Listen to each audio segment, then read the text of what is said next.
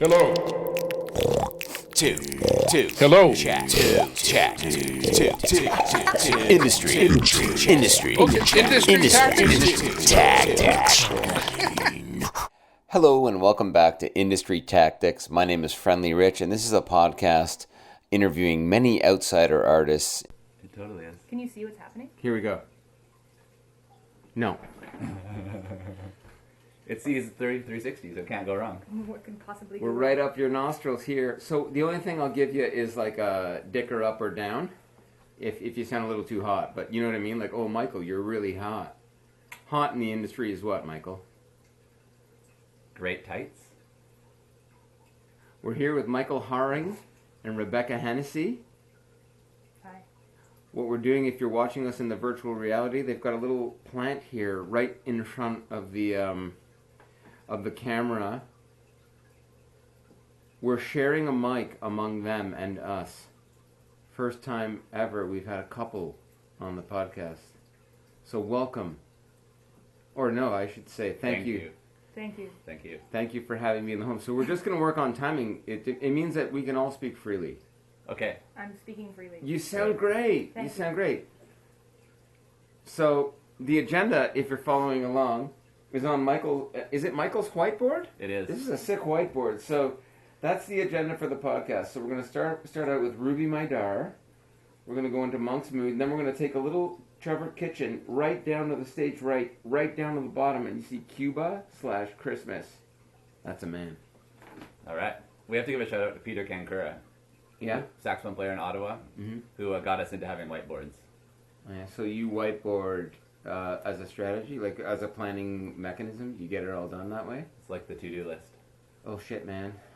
Peter Useful. is both a great saxophone player and the artistic director for the Ottawa Jazz Festival. Oh shit. And he had a whiteboard that was divided in two, half for his music gig and half for his not music gig. Fuck. I forgot to hit record. Welcome to Industry Tactics. If you've been following along, there's an extra extended dance mix to this party on the virtual reality. We're sitting here on the sofa in the home. Can you hear the dick trickle in the background? Listen.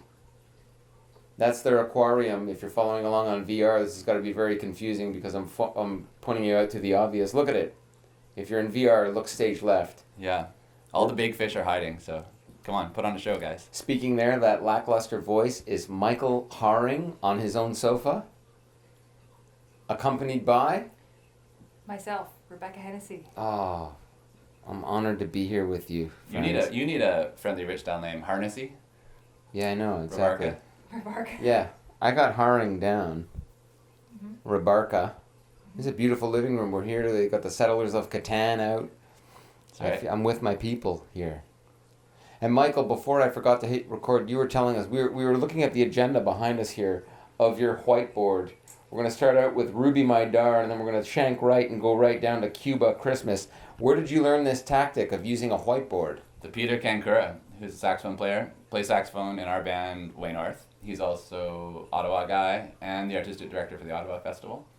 Yeah, And he's using a whiteboard to get the job done. yeah, he had a whiteboard divided in two with like the tasks for himself as a musician and his hard gig as a artistic director, and then he had them numbered in the order he was going to get them done in.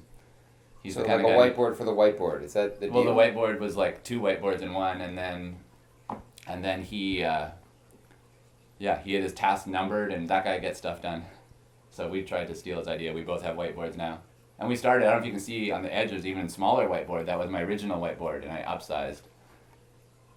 It says on that whiteboard, it says Feb 16th, Rex, 17th, Regina. Jeez! Are you developing a tour there, just on like a mini whiteboard for a tour? That is a white tour booking whiteboard, yeah. Oh man, we are going to learn a lot today. We are in the living room of two doers. It's true. Holy smokes. And how do you use your whiteboard, Rebecca Hennessy?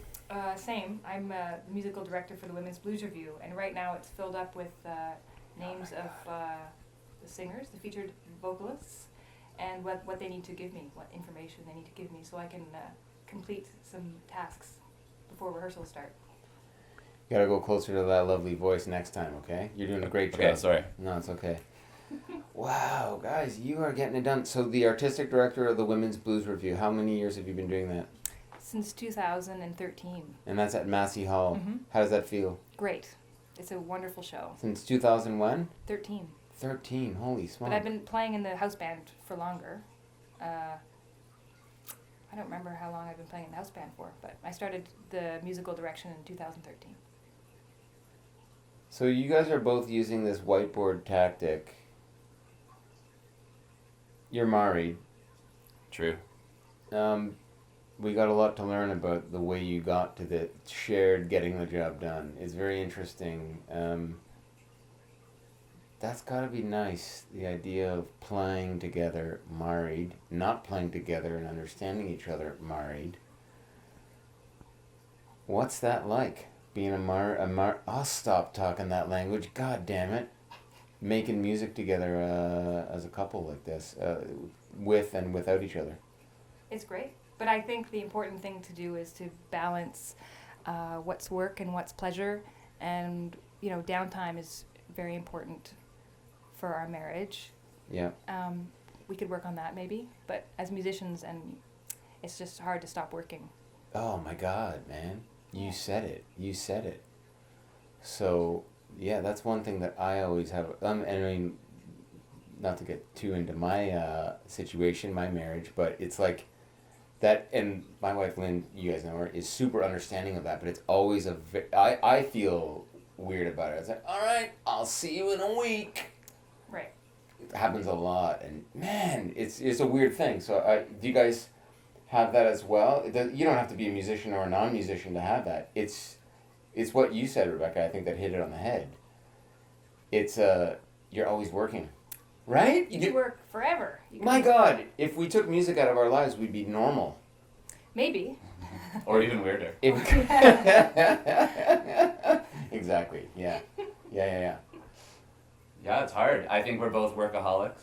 Okay. And, okay. Well put. And, you could do an unlimited amount of work on any of the things you do. Like you could be constantly doing the music business, and you could constantly be practicing, and you could constantly be writing. And so you just have to figure out, in the whiteboard of your mind, how to prioritize these things and what you're going to do and how to take some time off and all that good stuff. There we go. I think we're done. The podcast is over. Second shortest podcast to Sly Uhas's podcast. I haven't listened to that one yet. In the whiteboard of your mind, Michael Herring. Thank you. Well, that's great. It's good to know. We've not really dug in a conversation like this before, but it's talking about things like that, like the fact that you just openly say it. It's like, yeah, we're both workaholics. I see. You're getting a lot done, right? There's no and it's not a bad thing. Right? Yeah, of course. I mean, it's a great thing. But it needs to be managed, right? Like, I think to go a long distance with this and succeed and thrive and feel great about yourselves, it's like it has to be acknowledged and managed, right? And just so how do you do that? How do you shut off? For me, exercise is really important. When I'm not getting cardio or just walking, stretching, Yeah. then if I'm not doing that regularly, then my brain starts to short circuit, and I start to become there's a bit of a spinning that happens, and it doesn't feel very healthy physically or mentally. So exercise helps me prioritize what needs to be done. Yeah. Yeah. Tai Chi and meditation for me. Right. And meditation's something we do together, which is cool. Kinky. Yeah.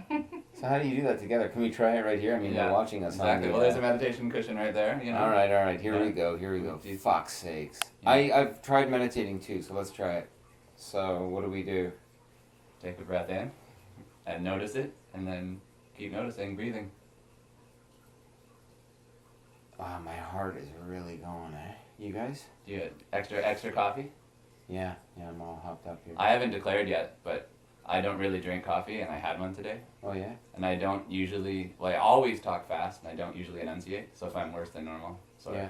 Okay, no, thanks for letting us know. No, you sound great. And the mic distance is perfect.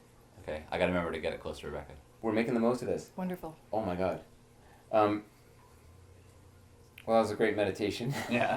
Do One and a half breaths. you have to close your eyes when you do that? You can or Typically? can't. Yeah. if my mind is spinning and I'm having a hard time because I deal with anxiety on a regular basis, sometimes I'll have my eyes open a little bit because Okay. it'll help my brain get centered if I can focus on. Uh-huh. We have a friend who's a shiatsu therapist who's really into eyes open because I guess helps the energy go in and out. But I tend to have eyes closed. Fascinated by this. Yeah. I started doing it on the GO train on the way in every Oh morning. yeah, perfect. Everybody thinks I'm sleeping, but I'm covertly focusing on their noses. Well, well, anyway. But it's super helpful, eh? How long have you guys been meditating? I don't actually know. Early 2000s. Wow. Around then. Wow. I started meditating after meeting Michael. He said that I have to start meditating, otherwise he wouldn't date me. Come on. Just kidding. Untrue. Okay, fantastic. You had me. That's not on the whiteboard. Meditation coercion. Unless that's Isuk way north. Isuk? Oh, that's book. The Okay, bee book has had way an north. incident. Okay. My gosh, we're getting right into your mind. You've got it like puked out on a whiteboard here. It's extra bags. Is that for the tar? That's for the tar. Okay, we're gonna get into it one at a time. One Okay. at a time. One at a time. So the meditation, Michael forced you into meditation. Mhm. It's been love at first sight ever since. How did you guys meet? We're not gonna go too far into this, but We can I'm go as far as interested. I'm you want. interested. Do you want Our mutual friend RJ, to Yeah. Satchitananthan, yes, drama he player? is Okay. a lovely friend. Him and I went to U of T together to study jazz. So you studied jazz at U of T. Yes, Okay, So and did so did Michael. you. but we missed each other. We didn't overlap at U of T. Okay, Uh, what time is that at? 95, 98? I graduated in 2000? 2006. Your children. Not me. 96 to 2000. We were there at similar times, Yes, right? yes, you look familiar. Yeah. I don't think we knew each other then. No, But I knew Rob then. I met you through Rob. through Rob Mosher. Yeah. Okay, good. Sorry, Okay, carry on. keep going. So RJ and I were hanging out one day Yeah. at U of T practicing after we had graduated. You're not allowed doing that anymore. And I told him that it would be nice to date somebody. We were just having a friendly conversation, and he Yeah. said, "You know what? My roommate Michael Herring is really cool. I think you guys would get along really well." And I said, "Set us up. Come And then- on, it's not that easy. Don't even joke. It's magic." It's the truth. I always say because she's the only person I've ever been set up with that clearly I didn't know what I was doing for myself and I needed help. I just love the idea of, you know what? I forgot. It would be nice to date someone. You were so immersed. It'd be nice to date someone. Bang, here we are. You know, you just gotta put it out there and it'll manifest. Did it ever? This is great. I'm manifesting things all the time, like a free new piano. You did? You know, I manifested a husband. Yeah, good. Right on. I love it. Listen to the trickle. There's nothing in that aquarium. Oh yeah, there are. I saw them move. Yeah. Okay. My brother always has that complaint that there's not enough fish. There's not enough saltwater action there. Yeah, it's all plants. But Yeah. they're in there. Good. There's a couple Good. big guys if they decide to come out. That's really nice. Are you listening to that at home? The meditation throughout, the little constant trickle. Okay. Let's talk about tactics. Two monsters. Michael plays the bass, primarily. Rebecca plays the trumpet, primarily. Mm-hmm. You also both play the ukulele. True. Yep. You play in many different acts, many different. It's really hard to kind of pin down what you both do. It's true. Mm-hmm. You know, Michael works in peripheral vision is a big one for you, right? Yeah. Is that one of the Peripheral vision's probably my biggest thing because we've been going at it the longest and have worked really hard, and because me and Don Scott, guitar player, co-lead it, we tend to, a lot gets done because there's two doers doing, which is nice. And Rebecca?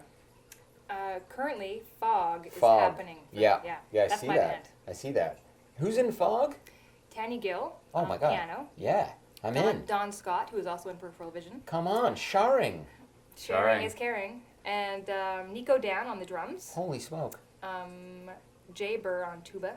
Okay. Tom Richards on the trombone. Okay. Am I Wow. forgetting anybody? Holy smoke. I There's don't 6 think of so. us. That sounded about right. Yeah. This is a band. Okay, let's do it right now. Here we go. Enough talking about all the members of the band. Let's listen to them play a song. What song are they gonna play? Lagoon. What are some of the characteristics of the song so that when we come back we can go, holy shit, did you hear that trumpet solo? That tune was Lagoon. Did you hear that trumpet solo? And the excellent lazy cowboy feel. I can't even say that. Cowboylin'. feel. He's cowboylin' because he's all Cowboylin'. hopped up on caffeine. That's Michael Herring. It's true. That was Lagoon by Fog. Thank you, Rebecca. You're welcome. How long has that band been active? Since 2014. Wow. So, what are we, 2 years now or so? Right on. We're working on a new record right now. Is that right? Mm-hmm. Yeah, we got 9 tunes, and we're mixing with Jean Martin. Okay. Maybe Did you doing record it with him? Yeah, at Canterbury. Right on. He's Right producing. on. Yeah. Are those your tunes? All my tunes. All my compositions. Very exciting. Very exciting. Let's play something in a moment from Michael. We'll play some of the Peripheral Vision, if that sounds good.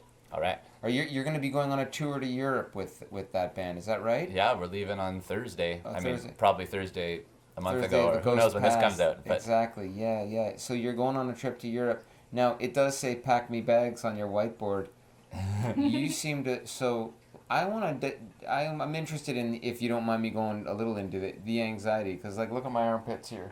all right. Look at my goddamn pit stains. If you're in the VR world, look at those pit stains. Math teacher pit stains. Can you smell it in VR? Whoa.